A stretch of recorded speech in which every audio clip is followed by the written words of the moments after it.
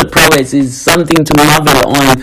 Oh my goodness. And then I just want to say, being brighter and brighter, you are a gift to this world. You're not just a gift, but you are a rare gift. We love you so much. I bless the day that we crossed paths. We went on to do something magical. And then, of course, in Dozumhlaba and contracts made sure that we part ways. But I'm glad that we found each other again. And we are embracing that moment as well. You are brilliant. You've done so much, so well, so incredible with your career. The love that you are getting, you deserve it because you reciprocate it through everything that you do. Continue to be limitless, continue to be boundless, continue to transcend. Sikuthanda kakhulu, not just up in Zanzi, but the whole world embraces what you are and who you are to the spiritual musical world. You do not just sing, you heal. I love you so much and I'm honored to exist in your time. I'm also honored to call you my brother. Magwande Mtolomba, Magukhanya Ntanam. Love you so, so much, like I always say to you. Enkosi kakhulu for existing, enkosi for your beautiful soul. I could literally write a book, but they said, keep it to a minute. And we all know that I can talk, especially when it comes to talking about you, Ntonam. Love you so much. Love you, love you, love you so much. The world is your oyster. Continue to just gift it with all that you are, with all that you channel. Enkosi kakhulu Mtolomba. Oh my goodness. That's my friend. Yes, Sengzokhala, and the interview is just about to begin, and I'm getting teary-eyed. Me too, actually. Sure. He doesn't speak like this on the phone. We are poor. Only on the radio. Only on the radio. He says all these amazing things about me. Oh, man. We're joined in studio by Samthing Soweto, also known as Usamkelo Leletu Ndolomba, famously known as, of course, Samthing Soweto. We're going to go for a short ad break. When we come back, I am so excited to get to know this man a little bit better after this. What's in the box? Wow! What's in the box? I just had my Rain 5G home delivered. Let's see what's in the box. Look! It's every book ever written. All the music I like. Yay! Movies. Even this crazy thing. Unbox the whole internet. All you need for unlimited 5G home Wi-Fi from only $5.29 a month. Now with upgraded streaming and faster speeds. Get fast Wi-Fi delivered fast from rain.co.za. It's back. The biggest savings event of the year. Checkers Extra Extra Weekend. For 3 days only, get half lamb for only 99 Rand per kilo. Buy any 2 Inner Parliaments products and save 40%. And get a Philips XL air fryer for 2,299 Rand. You save 700. Exclusive to Extra Savings members. Only at Checkers and Checkers Hyper.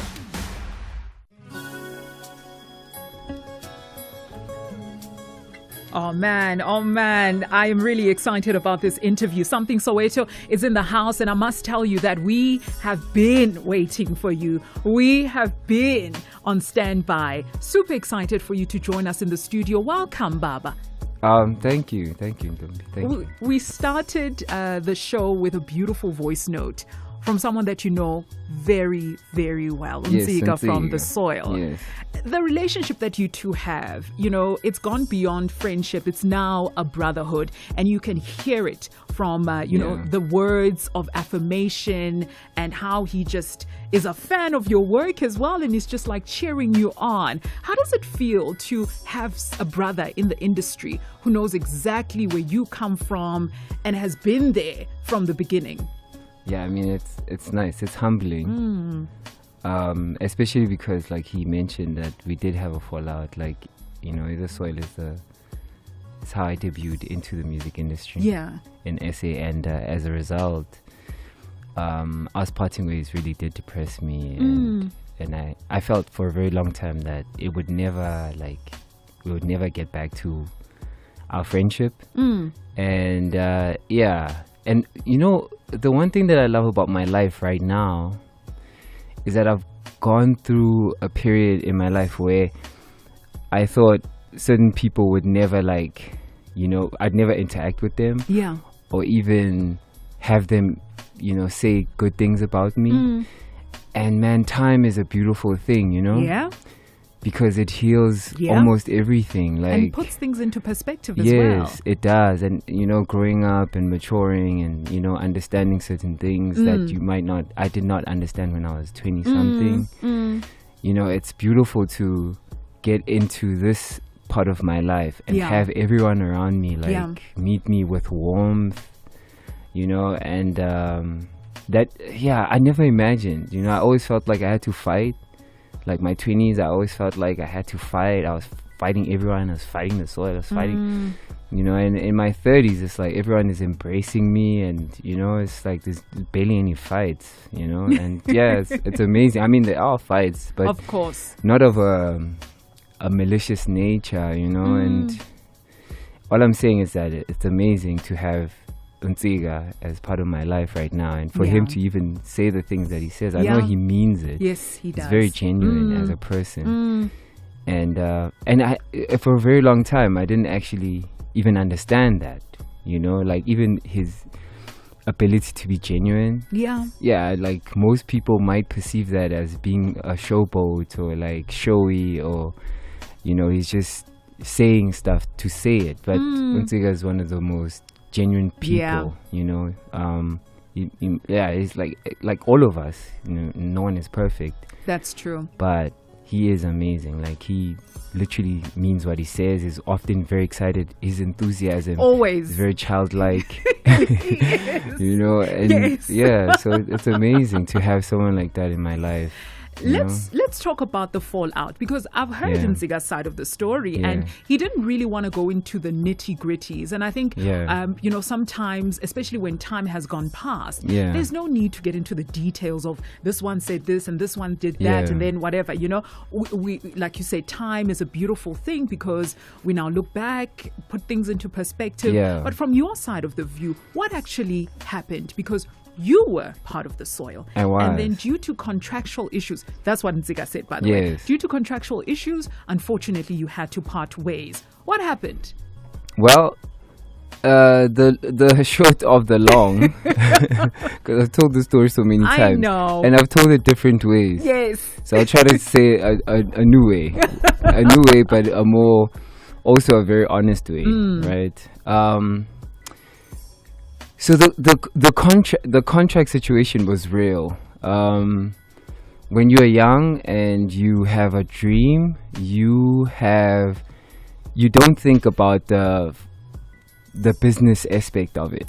You're just trying to play on the stage, be famous, be known, make some money, and be a hero. You know. But often, like what normally happens is that as soon as you get into the business of things, you have some obligations that you kind of have to meet. And there's some restrictions and responsibilities, and and our contract had those things with Native Rhythms. Native Rhythms signed the soil as artists, and then I had because I had been doing music for a while, I had many imprints. I was doing the soil, and then at some point I was doing my own thing, Samthing Soweto, and then I was doing a band called The Fridge, and I was recording house music, and so Ubab Sipostole was like, yo, I want to release the soil and have all the stuff that you're doing, all the stuff that you're doing, not in okay, I want you to focus on the soil. Focus on the soil. Leave everything else. Not even leave, but let's not do it right now. Let's do it at a particular point. Why? Because I'm a businessman. I am gonna put money. I'm gonna do this. I'm gonna do that. A return on that. Yeah. And for me, I just that didn't work out for me. And so, through discussion with the band and the group and we got to a point where we just didn't see eye to eye. Okay. So I was like, okay, if I can't do, so I'm gonna leave and do all the stuff that I want to do, right? So the other band members were actually in agreement with Native Rhythms. Yes. And they were like, we want to do this. And you were like, guys, I've got other projects that I want to focus on, so this is not going to work for me. Not even I got other projects per se. For me, it was, I want to express myself. Not even. It you know what it is?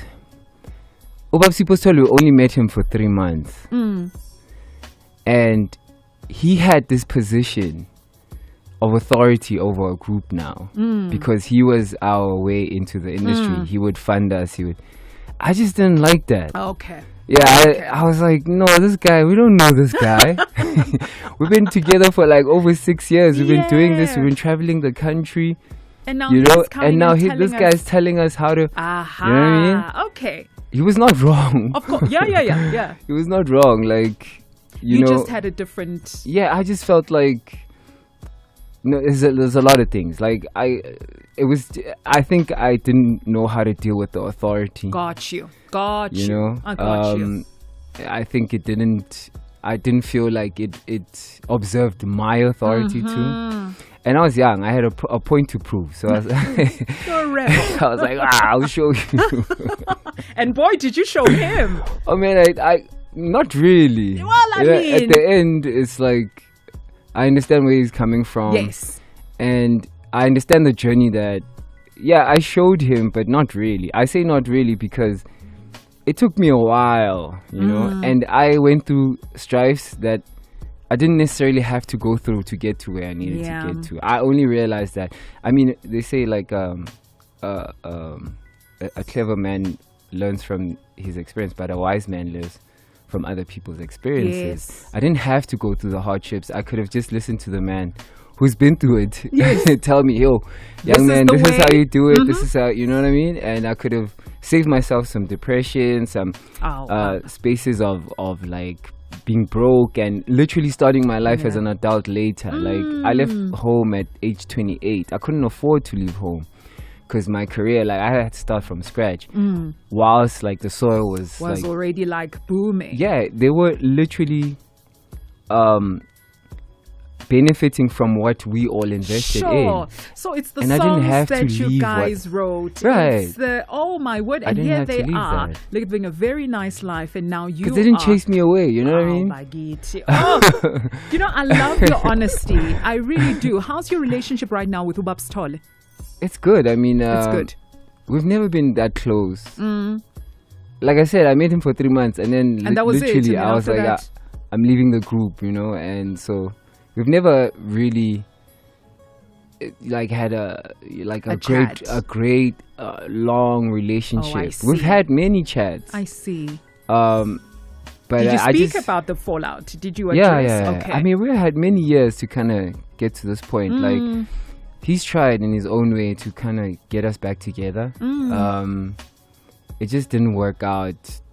Like, but he's tried like countless times, maybe twice. Let me not say countless, but he's tried, and he tried more than the group, more than the soil themselves. Because I think it took longer for the members because it was more personal for everyone. Like my leaving, maybe to some of the we've never really spoken about it, but I know it was like it felt like a betrayal to some of them because you know we relied on each other, and so when I leave, you know, it's hard for a 20-something-year-old not to personalize, not to internalize it and say, yeah, maybe you're leaving because, you know, he thinks we did something to him, or him leaving is a reflection of, he thinks, like, they probably thought I didn't like them, or I thought I was better. There's also all sorts of things that were said, you know. Yeah, you guys were just reasons. at different headspaces. I think we were young. And I think you were young as well. Yeah. We're in conversation with Samthing Soweto. Please, if you have any questions for him, please call me on 086 000 2479, 086 000 2479. I like the fact that we started the interview setting the record straight and clearing a few things. All is well between him and the soil. So much so that every now and then you get to perform with them, which is super cool. That's true. You've given us a list of songs that you absolutely love. One of them is Bob Marley, 3 Little Birds. Yeah, that's my daughter's favorite song. Really? Your daughter listens to Bob Marley? Yeah, she's a 6-year-old who loves Bob Marley. Do you think that she's going to get into music when she grows up? That's one of the careers she wants to pursue. And it helps having a dad who's a superstar. He'll be able to guide her and show her the right way. Hopefully she won't rebel. Well, if she does, she stands to benefit from it somehow. I don't know, like I did.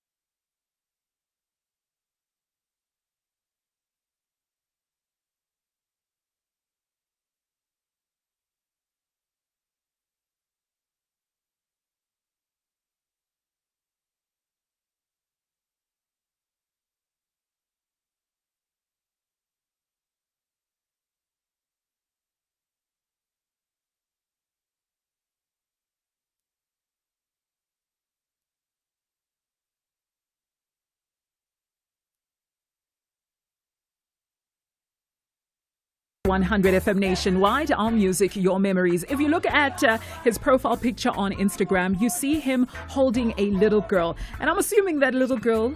Yes, that's my Notoli. That's my child. Your Bobo is nice. Yes, my firstborn. Your firstborn. Is there going to be another born? I'd like to add. I think I'm ready. You're ready?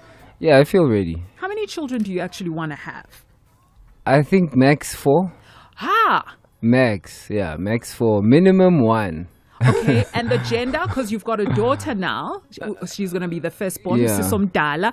And then, how many boys and how many girls? I think I wouldn't be upset if I only had girls. Really? Are you a girl dad? Yeah, I think it's easier raising girls than guys. I'm the opposite, hey? I'm a boy mom, and God has blessed me with 2 plus bonus children. And I find boys just amazing. Really? And you find girls amazing. Yeah, I think girls are easier. Oh, is it? Yeah. Okay. There's a lot to kind of deal with when raising guys. I mean, I can tell from me, like, there's a lot of things I'm only realizing now in my manhood that, this is what it means to be this type of guy. Oh, okay. And like, I'm old. And your parents had to go and deal with that. Yeah, like it's a real thing. Like, there's certain things that I feel like men are missing. And our societies are not really built to kind of teach them that. They kind of have to go find it themselves. Yeah. And it's such a shame, in my opinion, you know. Yeah. So, like, with women, it's like, I think you can raise a girl. Like, there's a lot of, I think, help, you know, in society. Yeah, the village rises up to raise the little girl. But with the guys, like, there's certain things that you kind of, I feel like men have to understand that is contrary to, like, you know, what other men have been raised, like how we and our fathers and our forefathers were raised. Like, you know, there's a lot of things that I think need to be addressed in the space of young men. Got you. You know, and yeah, it's scary because those are the same things that I went through, that I kind of deal with. Like, I'm friends with a lot of, you know, I have a lot of guy friends, of course, and yeah, we deal with a lot of things. Like, the depression is crazy. I want to talk about that because October is Mental Health Awareness Month. And you have been very public about your mental health struggles, depression to be specific. Yeah. Talk to me about that place where you realize, actually, I'm not okay. And this is quite concerning because it's a prolonged sadness. Yeah. And what did you do? Who did you speak to? And when did you realize that actually I need help? Well, I mean, just to be clear, like, clinically, I'm not diagnosed with depression per se, right? But I've had, like, long periods of melancholy, of just a sadness of sorts, right? And I have a serious, I mean, I hope I'm getting over it, but I have a serious problem of avoidance. You know, they say if a person can't, like, you know how a mind, when it deals with stress, there's a fight or flight response, where it's either you fight the thing or you run away from it. And if you can't do both, the mind just gets into a space where it shuts everything out. And I think I've lived there a bulk of my life. Like, there are periods of my life that I can't remember. You know, it's all blacked out to some degree. Like, I really like a lot of people that I don't remember in my past. What? Yeah, it's like, because I just avoid. It was really traumatic, and it's just disappointing also, because you know, trauma is a form of disappointment. Deep disappointment, you know, where systems that are put in place in my life have not really saved me from some of the things that, you know. So I dealt with that, like, the bulk of my life, you know. But like, recently, when COVID hit, I just felt like I can't live like this anymore. Sure. You know, so I started looking for professional help, you know, started talking to people, and yeah, it's been a journey. And how's it going? It's amazing, you know. One thing I like about having, like, therapy in particular is that you have someone who's just there to listen to you without like judgment per se. Yeah. You know? And that thing has worked for me, you know. Also validating like certain parts of myself that I felt were not really present. Yeah. You know, and having someone who assures you that what you're experiencing is actually it's real. It's real. It's valid. And it's okay for you to experience that. It's valid, and this is how we can experience it, and you don't have to dwell on it. You don't have to stay there. You could literally choose not to react to certain things. You know, like I don't know. I just felt like I feel like it's been awesome. So. And it looks good on you. Oh, yeah? Like it really does. The skin is glowing. The eyes are sparkling. And also physically, you just look well. And it just goes to show that you really are taking care of mind, body, and spirit. Yeah. You then went on social media and you publicly spoke about your depression. What was the reaction? Were people actually saying, you know what, we've been waiting for someone, especially with the stature that you have, to talk about it, to make it okay? Or was it backlash? How was the reception? Oh man, I don't really read comments. Ah. I do, but I try not to. Not they get very overwhelming. They do. So I'll respond to like 10 or 20 max. And my thing about that is that I ensure that I don't run away from even the negative ones. And some of my loving fans, like people who actually, you know, like what I do, like they get so upset with me because they're like, yo, you shouldn't pay attention to negativity. What do people say? Give me a negative comment that you got. Oh no, I'd rather not. That's giving it too much power. Like on a platform like this, to say what someone said. Negative. Oh hell no. Because I'm trying to find out what it is that someone can say that is bad, because the music that you give us is perfection. You hear it makes you feel good. And I was listening to a couple of your songs in preparation of this interview, and I was thinking there's something very healing about your voice, something very soothing, and I'm sure you've heard that before. I was on YouTube and I saw it was an impromptu moment of you singing a gospel song called Bow, and it has over 1.6 million views, that video alone. And there's something very healing about your voice. I'm struggling to find negativeness in it. I mean, I don't know. I don't dwell on those things anymore. Okay, got you. But it happens, and it's not bad. It's not all bad. One thing for sure that I can say to everyone who's listening about social media is that we need to remember it's not really real. It's not the real world. It's not real, that place. Because everyone on social media who has anything negative to say, when you meet them in real life, they're not like that. Nope. They're very polite. You know, there's a a particular way to interact with people that we forget when we're on social media. Yeah. You know, so you can get away with saying like all these malicious things on social media because you don't actually see my face. Yeah. But when they do see your face, when they see my face, it's a completely different person. I don't even think they don't say the negative things in public because they're afraid of me. I think they just understand that you're talking to a human. You don't they behave get to that way. Exactly. I got you. So it's not a real place, everyone. No, don't worry. It's not. Let's have fun. Social media, yay. You just said don't worry. Which is your next song? Bobby McFerrin, Don't Worry. Why the song? Why do you like it so much? Well, this is another one that my daughter loves. It seems like we've got all her playlist here. It is Samthing Soweto's daughter's songs that we're playing right now. Bobby McFerrin, Don't Worry, Be Happy. Please call us on 086 0002479. The man is here and he's ready to answer your questions. Here's a little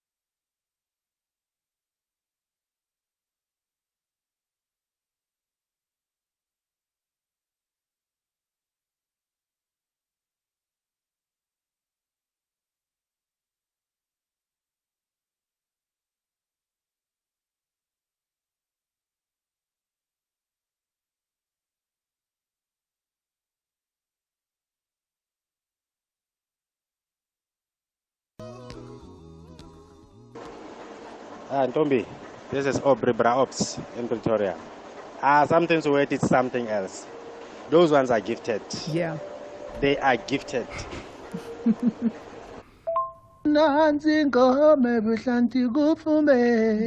Hey, my sister, you're having one of the greatest vocalists in Mzansi. Yeah. I heard one lady some other time saying this guy doesn't need an auto-tune, and I know he hates it. He says it's cheating. Yeah, I used to. And you know, Sam Kelo is the greatest singer. So I want to know from him: is it really true that they're going to work? They're going to work with the soil. Are they cooking something or something like that? Thank you. This is Siavuya Nondalane, aka Two Black Hearts on Instagram and Facebook. Talking to you from South Korea. I'm out here working for my family. And I heard that Samthing Soweto is coming on the studio today. I just want to say to him, man, your music touches our lives. Please never stop. It's not only about the melodious voice, but also the content of your music. When I heard Unotoli, my girlfriend was 6 months pregnant, and it changed my whole perspective. I was really worried about becoming a dad, but after hearing that song and listening to it multiple times, I fell in love with being a father, and now I'm doing an amazing job. Thank you so much. Thank you so much, Samthing Soweto. God bless you. How does that feel? All the love that you're receiving. Feels great. Feels great. Good, né? Yeah. Feels good. There's more. I've got Frederick on the line. Frederick, you live on Radio 2000. Goeiemôre familie, gaan hom julle? Fine, thanks. How are you, Frederick? I just want to say welcome back from Terra. Thank you. And the last one will be except belated birthday. I tried to call you on Tuesday. The lines were like, yes, the lines. Thank you so much. The big 39. I'm almost done with my 30s. Yeah, just amper for you. We are waiting for you. Do you have a question for Samthing Soweto? Yeah, can I just greet the gentleman? I said, now to say, Mna Ndwena.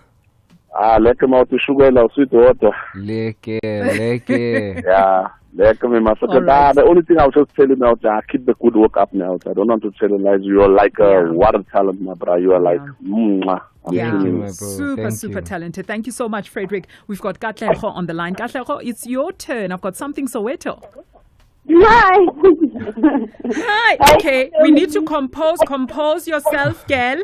Agayindawo, he's here for you. Just breathe, and then you can ask him your question.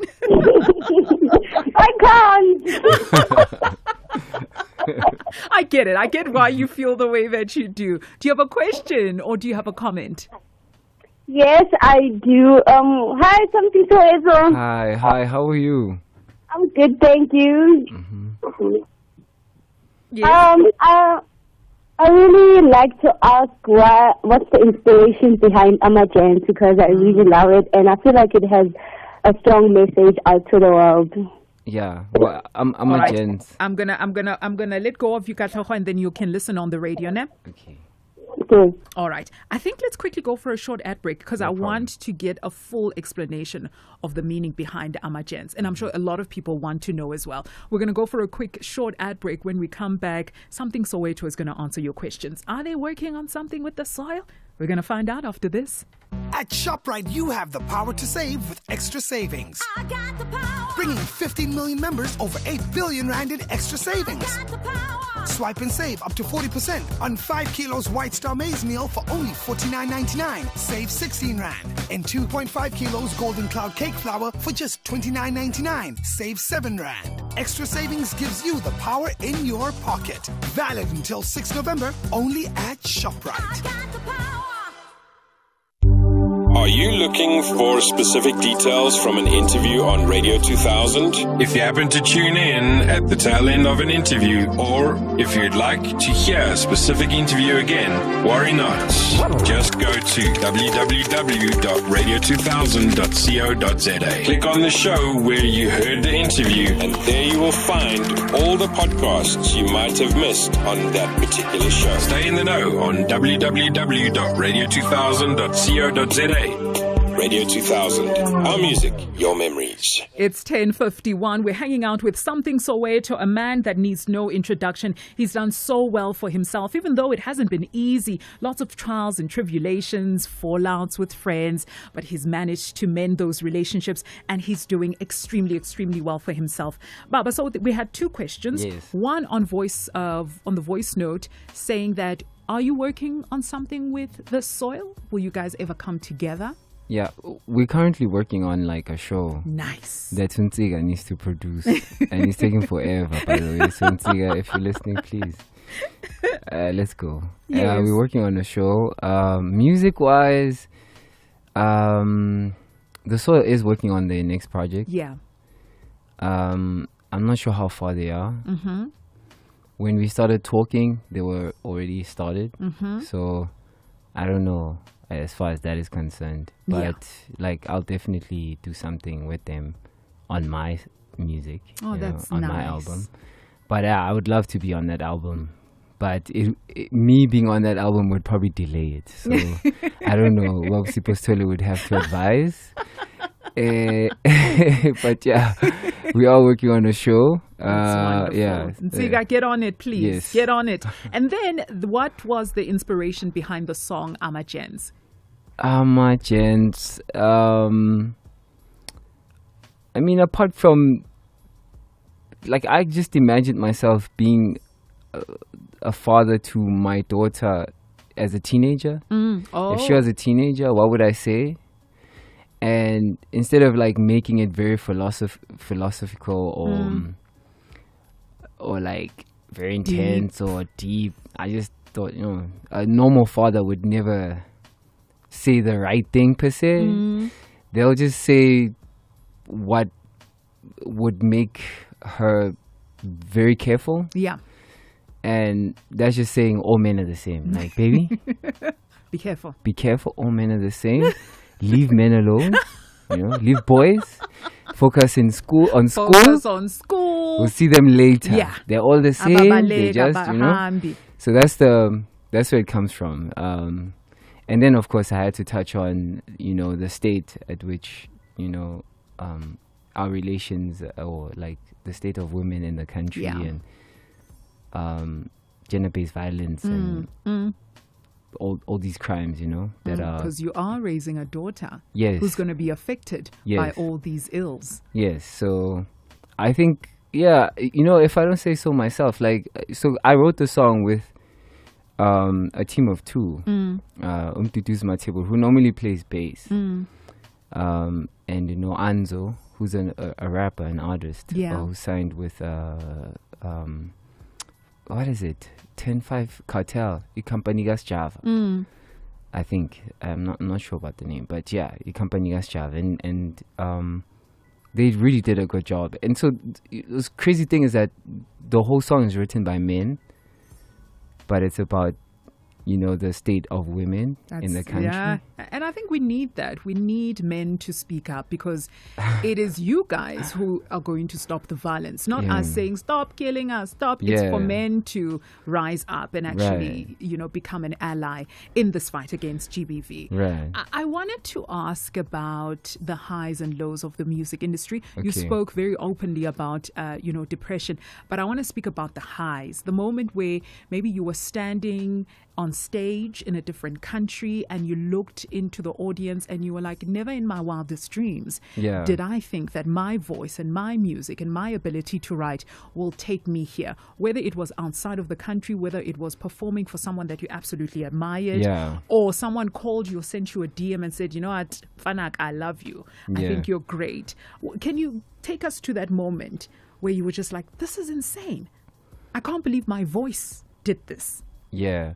I mean, the sad thing about what I was talking about with my depression and stuff, it's not really depression, but it's like long periods of sadness, right? And I lived in my head. So I played for thousands and like big stages, stadiums, blah, blah, whatever. And I just didn't see it. You didn't take it all in. It was just, I just wanted to finish. Oh, like, okay, I'm nervous. Okay, I'm going to jump on. I'm going to do this song. Then what's the next song? What's the next song? What's the next song? Then we're done. Great. I'm And then out. you're out. And then I could go home, lock my door, watch TV, eat all the food that I can, and sleep. And that was like my life. So, but now I go on tour and I play for an audience of 4 auditorium. Yes. And I can't believe it. It's amazing. We call it the Now and Never. I called it that because it's now or never. This is the tour, right? I'm living in... You are in the moment. In the moment. And I'm making these memories and they count. And I'm present. And everyone is happy. And I look at their faces. Oh yeah, that's another thing about living in my head. Like I learned to interact with people by looking at them in the eye in maybe less than 6 months ago. I spent the bulk of my life as a young man, like literally not truly looking at you. Avoiding eye contact. Never looking at people. And I think it was also part of growing up in Soweto, where... It's a sign of respect. Yeah, it's a sign of Not respect. to look at someone in the eye. And you know, so... What I'm saying is that, right now I'm present. I love it. I can see people smiling. I can love see it. the reactions. It's great. In Durban, they'll be smiling. Yeah. And they are looking forward to having eye contact with Yes. you. Talk to me about your performance in Durban. We're going to Durban on the 29th. When? We're playing... What's this place? The theater there. Oh my gosh.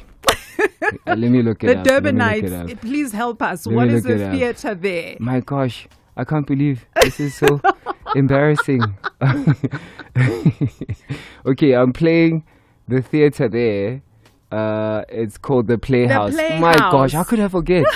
I'm playing the Playhouse in Durban. Yeah. On the 29th. It's going to be awesome. Yeah. Tickets are up on web tickets. Yes. And it's part of it's the last show. It's the last leg of the tour that I started here in Pretoria. Mm-hmm. And then I went to East London, and then I went to Cape Town. So now I'm ending it in Durban. For the year. Yeah, so please get your ticket. It's going to be great. How did it come about? January, I went on TikTok and asked people, what do you want for me to perform? Because I really don't know what to perform anymore. I actually remember that post, yes. And I went through, they sent me hundreds, if not thousands, of track lists. Yes. And I went through all of them. Believe it or not. I went through all of them and I found the average. Yeah. And I took all those songs and I compiled a track list that I'm performing at the tour. So that's why we're doing the Now and Never. So it's music selected by the people for the people. Yeah. Oh, Samkelo Baba, before I even started speaking to you, I was like, I'm going to have a great time chatting to you. And you know what? I had a wonderful time chatting to you. Thank you for being who you are. Thank you so much for being so honest. And thank you so much for just being you. And I love the fact that you love your daughter and you write songs about her. And I pray that you get your 3 other children. And then you must let me know when the babies are on the way. All the best, Baba Magwande. Ne? Thank you so much. Thank you for the opportunity. Thank you. Samthing Soweto. I was so nervous when we were preparing for this interview. But now I'm just like, I like him. I like him a lot. It's 11 o'clock. Let's find out what's happening around the world. It's news time. SABC News. Independent and impartial.